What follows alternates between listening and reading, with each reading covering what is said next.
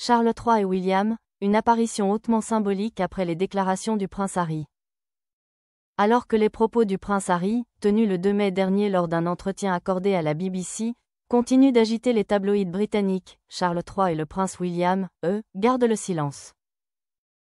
Un silence stratégique, mais dont la prochaine sortie officielle du roi et de son héritier, prévue ce vendredi 16 mai, pourrait bien être lourde de sens.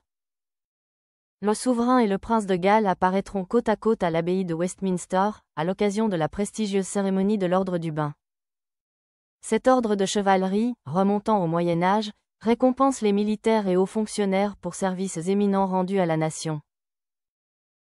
Tous les 4 ans, l'héritier de la couronne y est investi en tant que grand maître. Cette année marquera donc une première pour le prince William dans ce rôle, très attendu et scruté par les observateurs royaux. Mais ce moment solennel revêt également une importance particulière pour Charles III. Bien qu'il ait déjà participé à cette cérémonie durant le règne d'Élisabeth II, ce sera sa première en tant que roi, depuis son couronnement en mai 2023.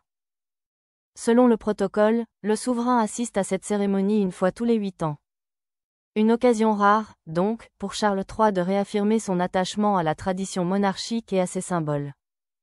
Plus encore, cette apparition conjointe pourrait être perçue comme un message implicite adressé au prince Harry, dont les récentes déclarations ont à nouveau tendu les relations familiales. En effet, dans son interview à la BBC, le duc de Sussex a exprimé un désir de réconciliation, tout en lançant des piques à peine voilées à l'encontre de son père, évoquant notamment son état de santé. « Je ne sais pas combien de temps il lui reste à vivre », a-t-il confié. Une remarque jugée déplacée par la couronne, qui souhaite maintenir une image digne et rassurante face à l'épreuve de la maladie. Selon un proche du roi cité par The Times, la méfiance reste de mise, même lorsqu'il parle de réconciliation, ses propos sont teintés d'amertume et de reproches. Ce n'est pas que le roi refuse de lui parler, c'est qu'il ne le peut pas. Comment avoir une conversation privée et sincère, quand on sait qu'elle sera potentiellement relayée dans les médias quelques heures plus tard?